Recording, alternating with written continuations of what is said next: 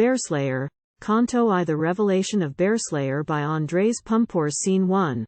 The Council of the Baltic Gods. The gods gather in azure vaults of heaven soaring bright, in lofty castles filled with endless joy. The god of thunder, Perkons, dwells in light, and pleasure knows whose sweetness cannot cloy.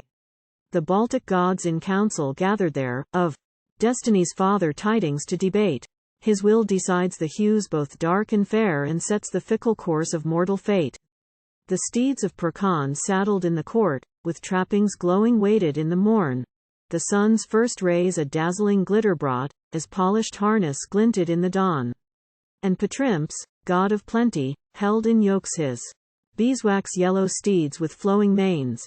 Of golden stalks his winged chariot spokes its course ensures the timely suns and rains. Dread Packles, god of death, had horses black, yoked closely to his sledge of human bones. Of ribs the runner's, driver's seat and back, shin bones as shafts, arrayed in somber tones. While Patrimps, of the sea, had steeds, all scaled, and chariot swift of reeds of ocean green. Of shells whose beauty yet was still unpaled its supple seat was formed, as could be seen. And Liga fair, the goddess of sweet song, in flower-decked chariot seated high in state, by swiftest horses queen-like drawn along, with Puskitis passed through the rainbow gate. The gods' proud sons, all mounted brave and bold, on fiery steeds into the courtyard rode. Their saddles shone, their bridles gleamed with gold, with diamond bits their snorting horses glowed. Soon Ostra, morning goddess, came in haste, and Lema too, the greatest goddess there, while Tickla, virtue's goddess stern and chaste, thence travelled fast, bedecked with roses fair. Last, drawn by prancing stallions swift and strong, up came the beauteous daughters of the sun. Firm holding golden reins they dashed along, a flower-strewn course their chariots thence had run.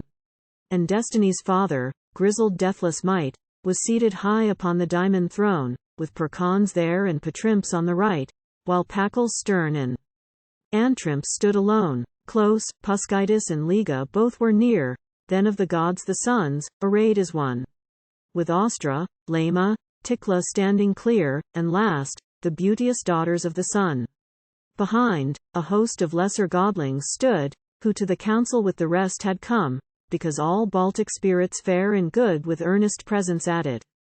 To the sum, the grim tidings then Destiny's father, grizzled deathless might, arose up lordly from his sacred throne in godly throng yet still a noble sight. This warning message spoke in somber tone.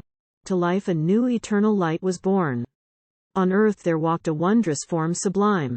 A mighty spirit now was come to warn, and bless the earth in his appointed time.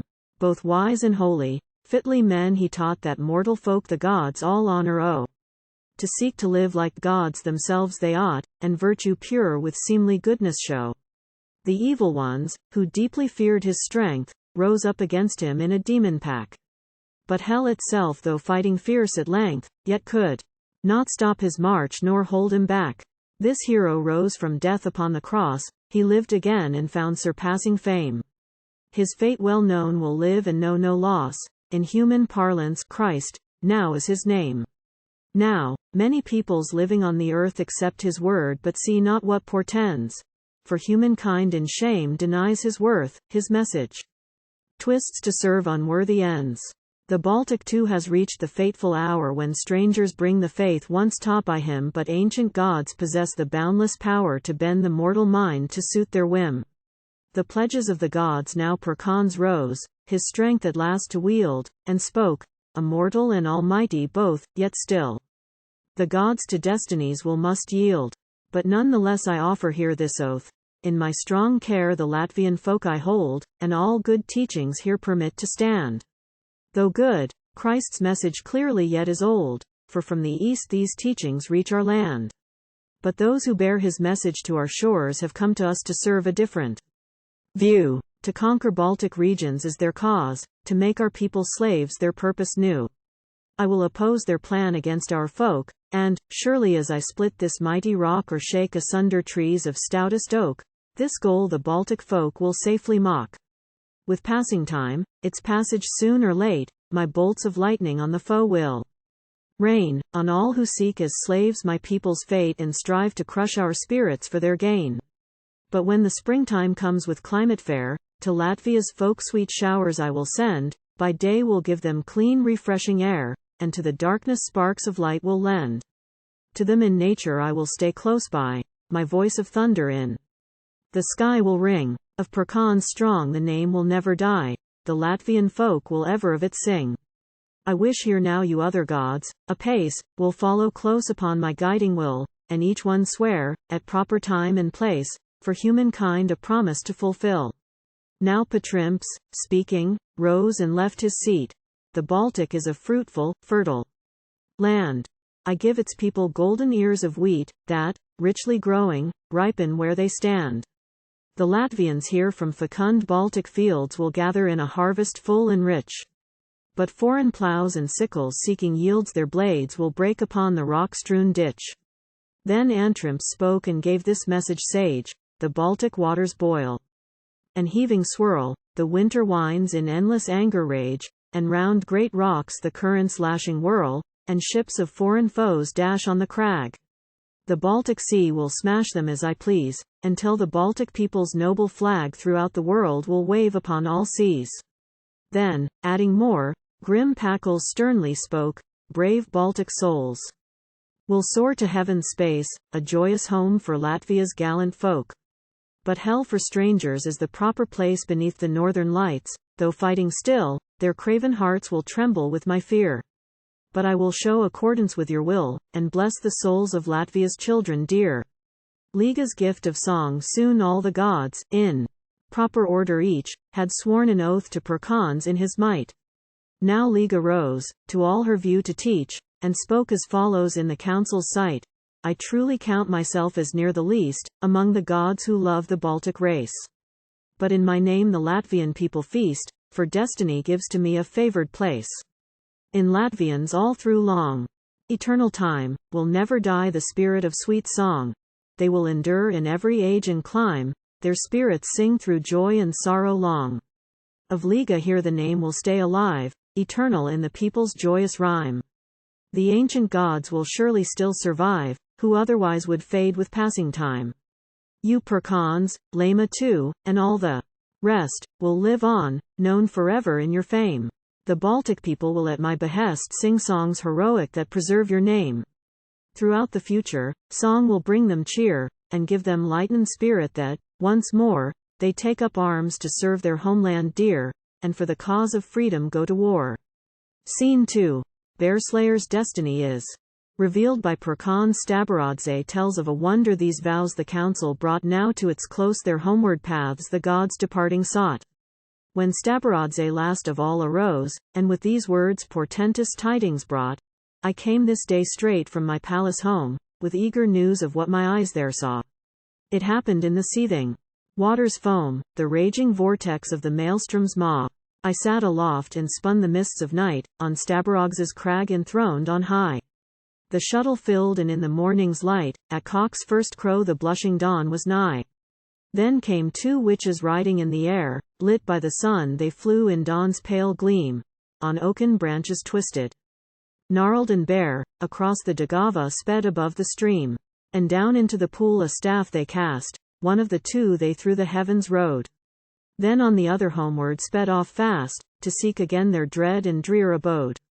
To learn the reason for this secret deed, to look into the whirlpool's depths and see, I flew down straight, and took of all good heed, and drew the whirling branch secure to me. Then what strange sight before my eyes took form! A handsome youth revealed in morning's grey, who lay within the log, his skin still warm, though swooning in a deathly faint he lay. Forth from the log I drew the gasping lad, and bore him to my home beneath the swells, within its crystal halls now warmly clad. I laid him down upon a bed of shells. When signs of life with surging joy I saw, to tell of this I hastened hence to you, to learn, great God of thunder, of your law, to know your will and seek your further view. For humankind within the maelstrom's jaws must lie forever, turned to lifeless stone. Our Stabarogs, augmented without pause, has by such plunder ever vaster grown.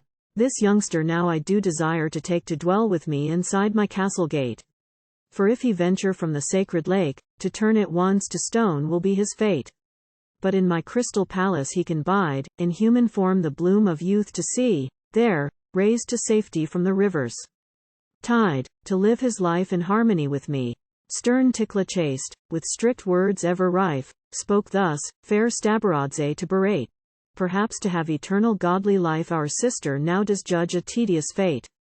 She does not wish so long alone to mourn and wash the cliff with flood of bitter tears.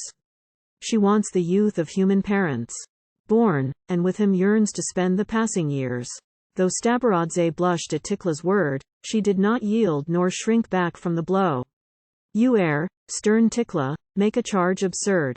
The circumstances clear and plainly show, the youth is not a normal mortal man. I want to keep this lad with me alive, that, chosen by the gods, his life's whole span he will against the powers of darkness strive. Perkons reveals his purpose at last. Wise Lama uttered up her view. To me its plan the future must reveal. Thus, I will look to see what it will do. His lot from me the fates may not conceal. Women, enough. Yield place. Be silent all, the thunder god in raging anger cried. This youth is chosen not to heed your call, but serves the goals of my surpassing pride. The witches down into the whirlpool cast Bearslayer, son of Lievard's lord. You, Stabaradze, wisely hasten fast. You rescued him and this must all applaud. Depart at once back to your crystal throne, and take him in and give him seemly care, that this fair lad may not be turned to stone, but mend apace and flourish with you there. You Lama too will care for this young man, and guide him rightly, so that soon or late, his life will follow and fulfill my plan, to serve the gods and meet a hero's fate. To close the council now the time was right, the Baltic gods in pomp departed all. Will Destiny's father, grizzled, deathless might, again such sacred wisdom ever call?